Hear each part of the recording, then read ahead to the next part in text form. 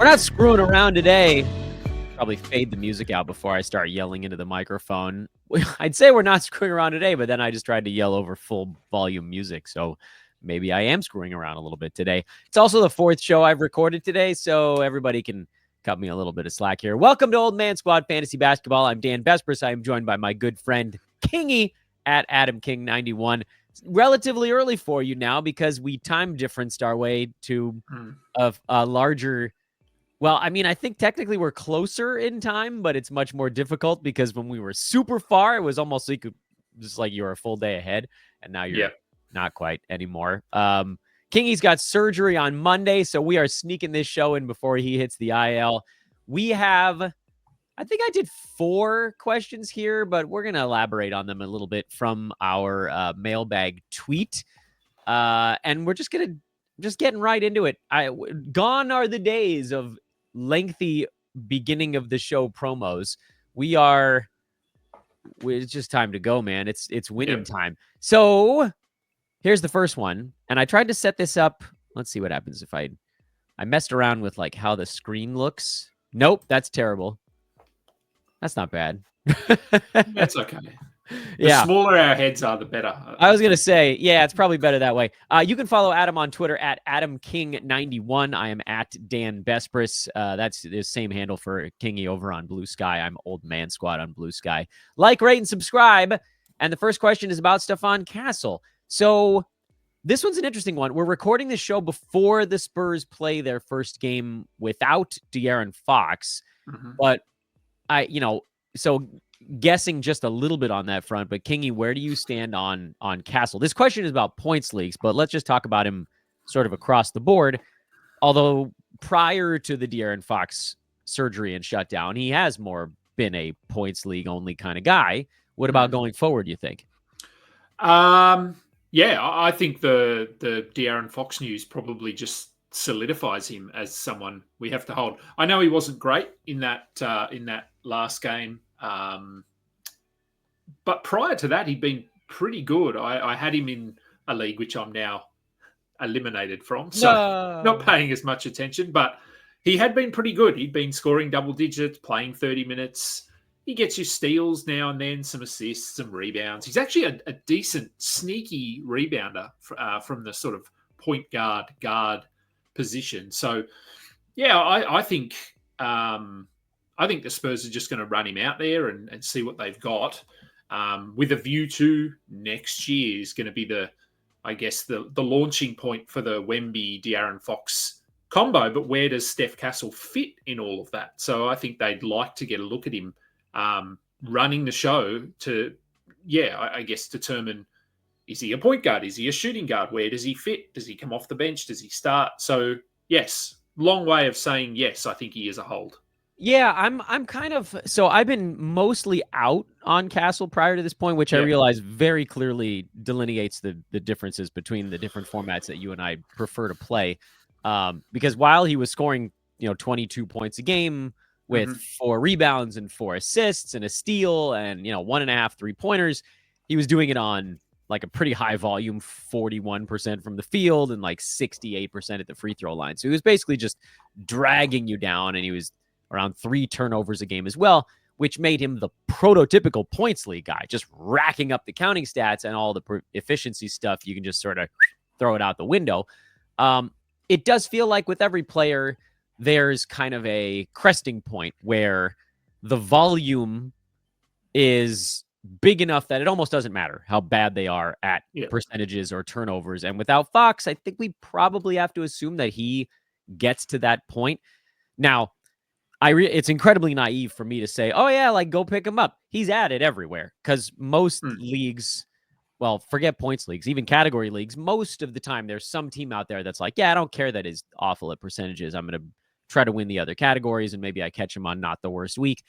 I'm not that guy, so I'm okay with the fact that I don't have him for what should be a better run here. But he should be rostered at this point, and if you've had him already, now you might be rewarded with like actual top 100 type of value, because prior to that, unless you were punting 2 or 3 things, you weren't getting that type of full tilt value. I want to go to I want to go to Toronto next. Oh, that first question, by the way, was from F23. Question number 2 is from ND, and he's submitted before, so one of our longtime viewers here on Old Man Squad. I'm going to change the question a little bit, Adam, and you and I talked about this pre-show. The question is, rest of season Orlando Robinson. I listened to 2 pods today with no word on his upside, just that he's an ad. For context, I have to figure out if I pick up Orlando or Jabari. I'm assuming that means Jabari Smith Jr. for the 2 games this weekend. Or no, maybe a different Jabari, perhaps. It's do or die. So this question, I mean, what Jabari? Who am I forgetting that goes twice over the weekend? Maybe they meant Friday and Sunday. Yeah, could be Jabari Walker. Yeah, and he's got a concussion, I think. He's got a right? concussion, yeah. So I'm not sure which Jabari it is. So by the time this show airs, it's probably going to be too late to answer poor ND's question. So I'm going to change the question to one that I sort of want it to be, which is, how did we get to this place, Kingy, with Toronto, where Orlando Robinson is suddenly a possibility? And it's the weirdness of the Raptors resting their key guys every other day, seemingly, and like kind of semi-staggered, but not like half and half. It's like 3 viable ones on one day and then 1 starter on the other. What do you make of Toronto's situation, and do you trust any of the weird new fringe names popping up all that much the rest of the way? Yeah, they're a tough team to nail down, actually. And I said this on my show yesterday. I'm curious to see with Utah being fined for resting or whatever we want to call it. It's amazing that all their players are now healthy, except for John Collins and Keontae George. But it's funny. Maybe they weren't injured after all. Magic. That's magic. Yeah, it is magic. So what are the Raptors doing here? Yeah, look, I think there's a bit of predictability with a couple of guys. Emmanuel Quickly, he's one of those, but Jakob Poeltl, a little bit tough to get a read on. So that's I guess where Orlando Robinson fits in, is when Poeltl doesn't play, he is playing a big role. But I think Poeltl played in that last game, or at least in one of the last 2, and Orlando Robinson played pretty significant minutes. They just limited Jakob Poeltl along with the starters to 20 minutes. So is that what teams are going to start doing now? Are they just going to play these guys, but only play them for 18 minutes or 22 minutes?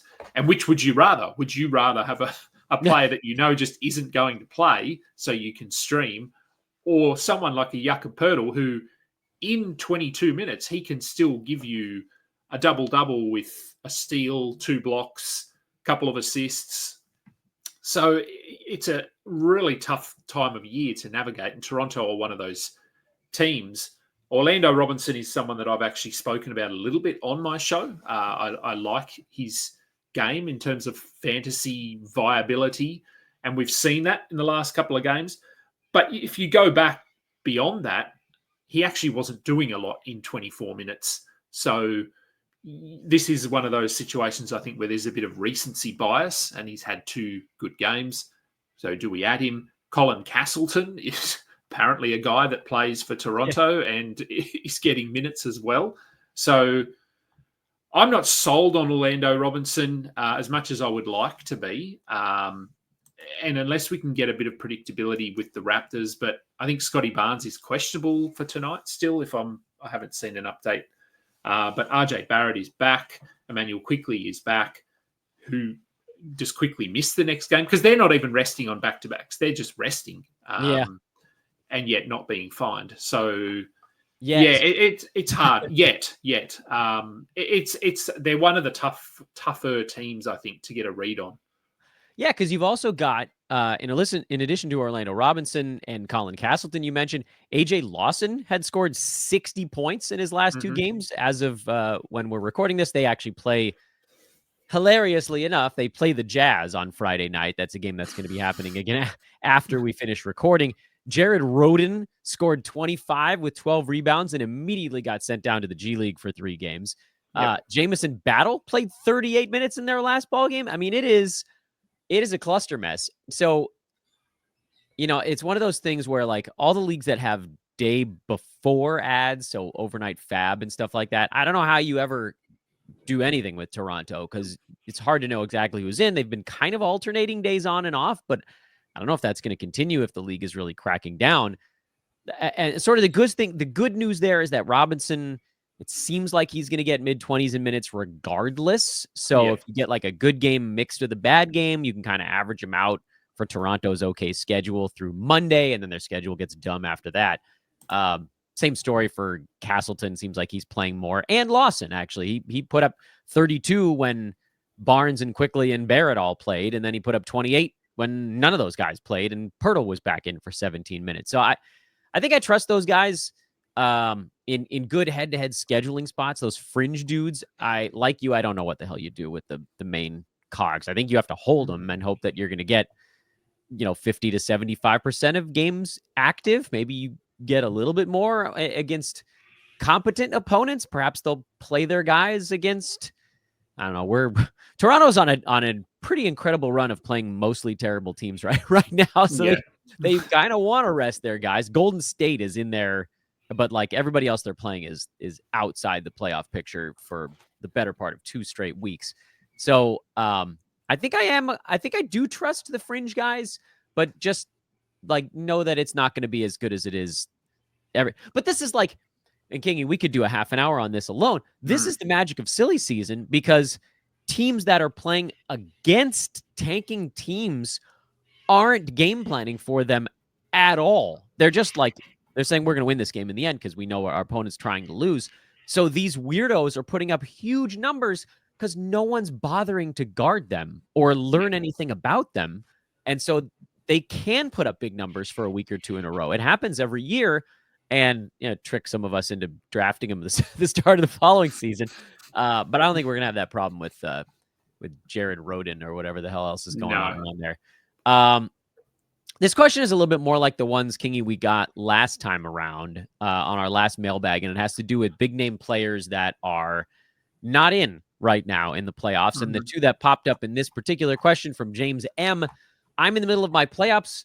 Basically, what should I do with Amen Thompson and Tyrese Maxey right now? And I don't know that there's a perfect answer to this.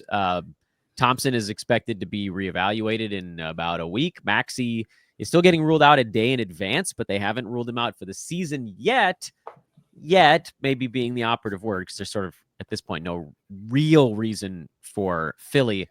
I think my stance on these players, Adam, is Maxey's probably not playing this year. Thompson probably is, but I don't really know when. So if I'm picking one of the two, I'd say hold on Thompson with the expectation that he does play again in a week or two. And with Maxey, you could probably stream that slot. Although, the other side of that sword is Maxey's a much better fantasy player right now because the Rockets are healthy. How do you feel about these two big or big-ish name players and what you do with them in your playoffs? Yeah, it's hard. Maxey is obviously, as you said, we don't have a timeline. We don't have a sort of a situation here where we know, okay, he'll be back in a week or he'll be reevaluated in a week. He's just sort of out. And we've already seen, obviously, Joel Embiid done for the season. Paul George, 99% done for the season. And do they just follow suit and sit Maxey out, which I think they will. So I'm okay with moving on from Maxey. Amen Thompson, I dropped him in a couple of leagues where my playoffs finish next week. So next week is the last week of the season. Mm-hmm. So I got rid of him. If you're in the middle of your playoffs and you've got this week and next week, I think I'm okay. If you've got another week beyond that, I'm probably okay with dropping him as well. As you said, they are pretty healthy at the moment. So even when he comes back, I don't think it'll be a huge ramp up because they do want to win and they need him on the floor. So there'll be a small ramp up. But I think Amen would be, of the two, he's the one I'd be holding. But it would depend on when my playoffs finish, like I said, because mine finish at the end of next week. And I figure, well, even if he comes back late next week, that's 2 weeks of no production. And so I just dropped him. But it is hard. It's a very hard situation. Yeah. I mean, you got to get to the next week, right? I know for me, like, I am in a couple of head-to-head leagues. I don't do a ton of them because, as everybody knows, I do prefer Roto, but I think it's important that I'm in them. And I'm in the semis in both of the cash head-to-head leagues that I check daily. So they also, like you, King, they end next week. I think, unless you can safely stash them, and I think this question, the way it's proposed, is that this person can't. And obviously the answer is if you can put a guy in on your IL, you do it. But if you can't take zeros right now. You got to get to the finals because second place gets money in most leagues in the finals. Like, you got to get something if you made it this far. And that means getting off of zeros. And Adam, follow-up question on this same topic is the 76ers. Tyrese Maxey is, I think, a pretty good segue before we get to the fourth and final question. And I know that, again, this isn't what James was asking, but like, we've seen these monster games from Quentin Grimes lately. The entire team, and again, we're recording before the game on Friday. The entire team is questionable as of right at this moment that we're recording the show. Grimes is questionable. Oubre is questionable. I have a weird soft spot right now for Jared Butler, who you talked about on this show. I think way back, it might have been like December when he was still on the Wizards at that point. Where do you stand on Jared Butler right now? Because he seems like a pretty good source of assists, but can he do anything else? Look, they're another team, much like Toronto and Utah, and that we don't know what the rotation looks like from night to night. But Jared Butler, I think, has been he's been productive. 8, 6, 9 assists in the last 3 games, 35, 24, 29 minutes. Yeah, look, I mean, who are we to say don't go and add him, because he's been playing minutes. A little bit like Brandon Williams in Dallas. They've got no reason to not put him out there for 30 minutes and just see what he can do. So I don't mind him. I don't mind Adem Bona. He's been playing quite well, despite the fact that Andre Drummond, as you said, I think they're all questionable. Yeah. Where's their rotation? Yeah. Okay. Some are going to be in and some are going to be out by the time people are watching this show, but yeah. And I mean, Nick Nurse even came out 2 games ago, I think, and said that he is going to start limiting the minutes for the starters. Of course, he then played Quentin Grimes 38 minutes in the next game. I believe when we see it. Yeah, but we have seen him play. I think in that first game, he played Andre Drummond like 10 minutes. I think he was sick as well, but played Andre Drummond 10 minutes. Yabusele played about 15 minutes or something. And Adem Bona played 25, 30. He's getting blocks, getting rebounds. So he's another guy. Jared Butler, as you said, Lonnie Walker was playing quite well, but he is now out with a concussion, I believe. It was a head injury. I'm not sure if he's in the concussion protocol, but he's another one. Justin Edwards has been serviceable. Although, honestly, I'd probably rather Jared Butler or Adem Bona, because I think we've seen Justin Edwards in a sizable enough role over the last month to sort of know what his ceiling is, where I think with Jared Butler, Adem Bona, we haven't seen that ceiling yet. So, yeah, I'm okay taking a flyer on them. And at the moment, I mean, I say this all the time, it's quantity over quality at the moment. If you're in the playoffs, you just need bodies on the floor. Throw this guy in. If he doesn't work, you move on. But it's all about games played. And you just hope that you strike gold and pick up someone that goes off and gives you a random 30-point game. Yeah, you're not picking up Ricky Council. Look, again, desperation maybe, but I'm just torturing you because I think he's the only name on the whole roster you didn't say. I know. He had some moments as well. If Edwards, Butler, Bona have all been picked up, then yes, maybe I'd look at Ricky Council, but I prefer those other guys. Poor Ricky Council. What did he do? Yeah. What did he do to poor Kingy? At Adam King 91 on Twitter. Yeah, I'm inclined to agree with you on all the Philly stuff. It's goofy as hell. There are a few guys that you could definitely trust. I picked up Jared Butler. That was one of those ones in one league where I knew that, like, if I can win assists in one of those 2 head-to-head leagues I was talking about, then I'm going to the finals. Everything else is pretty well locked up. So that was one of those moments where I stayed up till 12:01 here on the West Coast to make my midnight move for Jared Butler. What a time. What a time. Staying up late to pick up Jared Butler. Boy, we're really in it now. I have one more question. This takes us to the Twin Cities for a look at Jaden McDaniels. Is Jaden McDaniels, this is from Def Jam, breaking out before our eyes? I mean, it happened like 2 months ago, I guess, but is it real, Adam? And basically, I think the thought here is almost getting out in front of what may come in the future. Is Jaden McDaniels now a guy that deserves to be drafted after this year? I'm inclined to say yes. I agree. Yes. Is he? Yeah, I think the question of whether he should be drafted is a pretty simple one. I think it's a yes. How high should he be drafted? That's more of a discussion. Because yeah, he has been very good. I've pulled up his numbers here. He's top 70 on the season. So that, I mean, that's obviously the bigger sample size that we want to look at. But over the last month, top 20 over the last 2 months. We've seen flashes from him over the past 4 years of where he will put up top 40 value for 3 games and then he just vanishes and stops scoring the basketball. So we've seen very, very small snippets of him being someone you need to add and then you move on. This year, those stretches of production have lasted 2 weeks, 3 weeks, and I mean currently it's probably fair to say that this has been a stretch since he was sort of a bit up and down early, but I would say since early January. So 2 months. We're probably looking at a pretty strong run here where he's scoring the basketball, he's getting rebounds.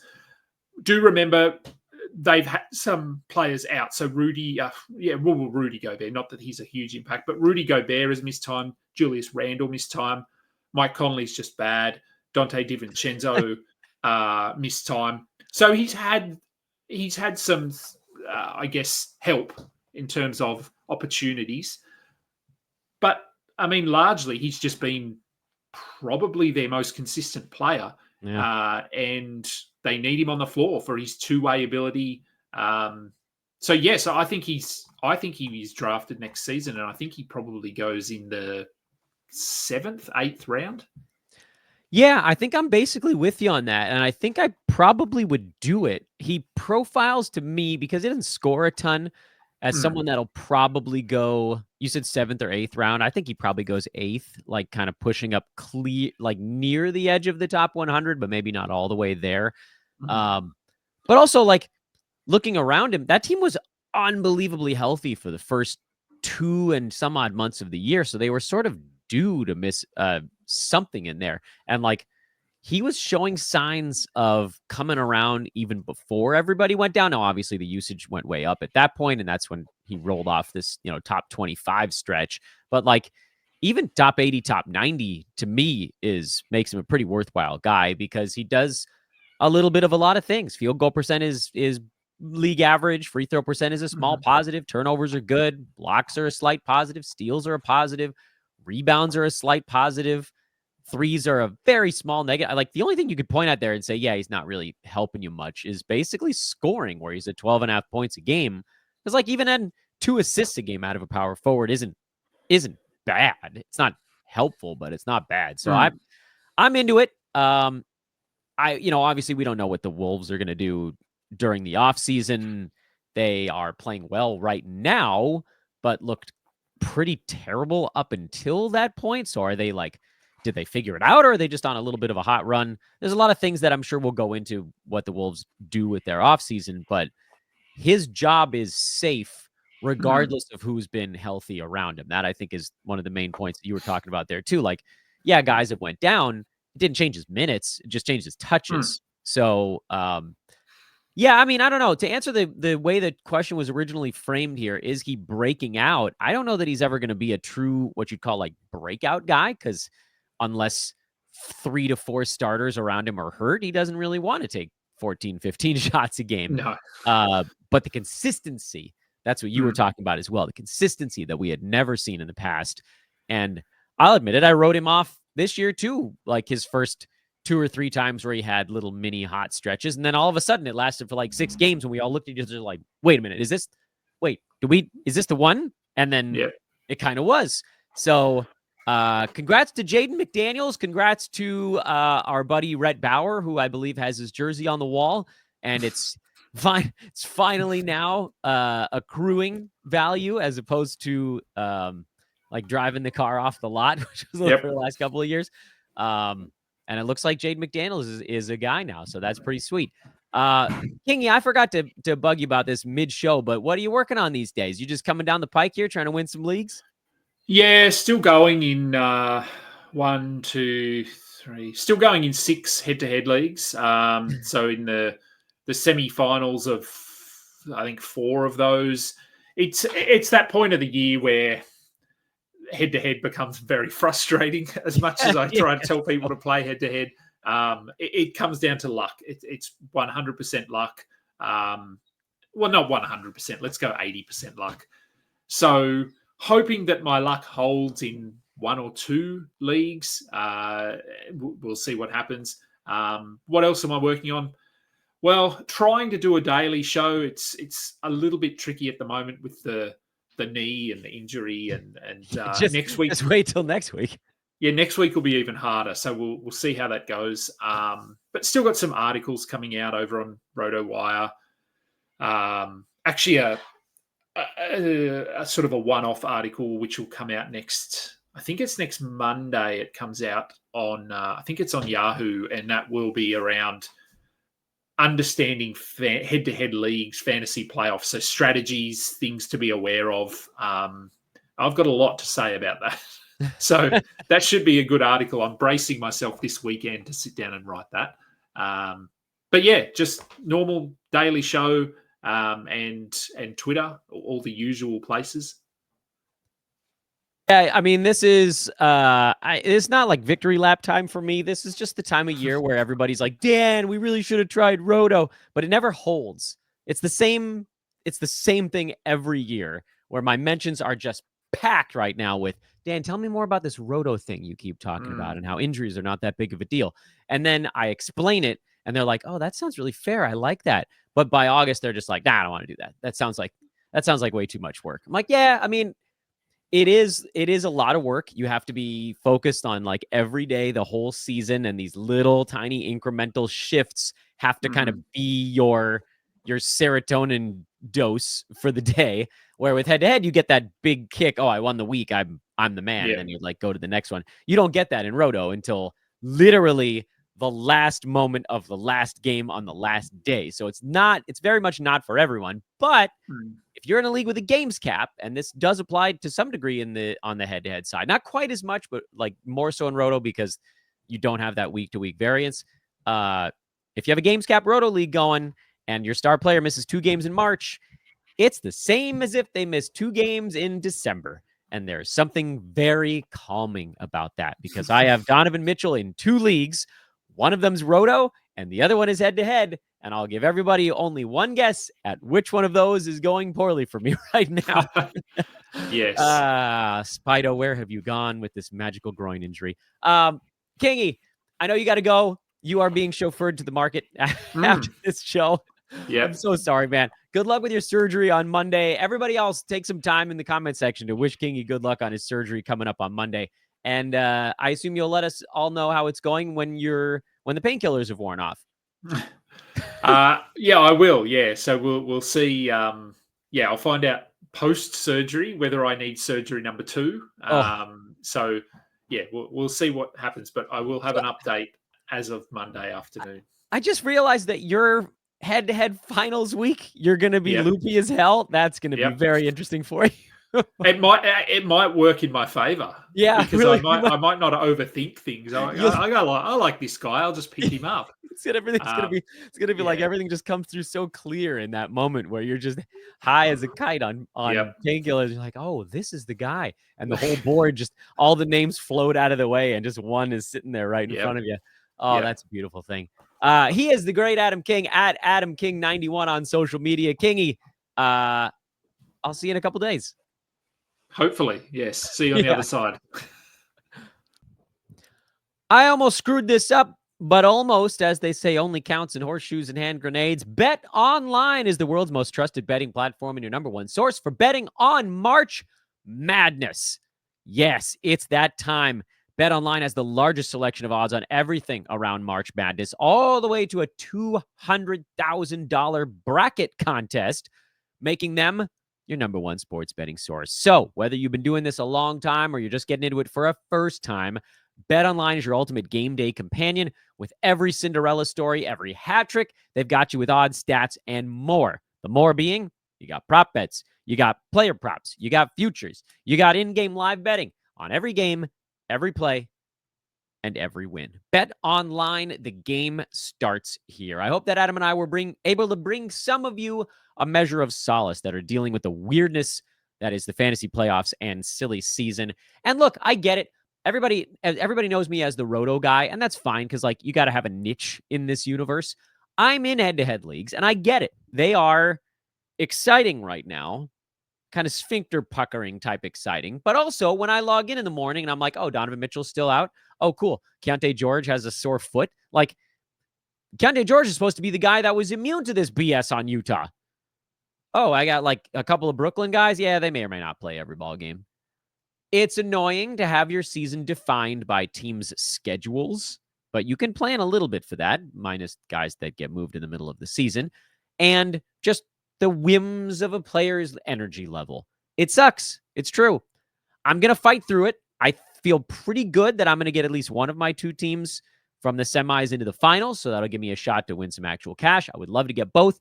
And frankly, if Donovan Mitchell was playing this week, it probably would be both. But I don't know. I'm going to do my best. That's why we do all these streaming shows, because there are ways to maybe overcome it. You just have to make the right calls, and hopefully we can help you guys do that. For Adam King, at Adam King 91. I am at Dan Bespers. Please subscribe. Forgot to tell you guys that earlier in the show also, I think, or did I do it right at the beginning? Doesn't matter. Whether I did it or not, it's the time of year where we're trying to just get a few more subscribers before the season is done. And then it's off-season time, where we are going to have Monday through Friday, one show per day. Not Saturdays and Sundays, no 2 days. We just got a lot of stuff to cover in the off-season, but we got to pace ourselves, because the off-season for fantasy is basically the rest of April, May, June, and July. And then you get back into some draft stuff August, September, October. That's the ramp up again. But listen, like, I don't have the content to do 2 shows a day in there. And frankly, y'all ain't going to be listening to 2 shows a day. So the way I see it, it's actually your fault? ? Anyway, thanks for watching, everybody. Appreciate you guys. Like, rate, subscribe. You guys know the deal. We'll talk to you guys on social. Good luck this weekend with your teams. Let's get to that next round of the fantasy playoffs, and we'll see you soon.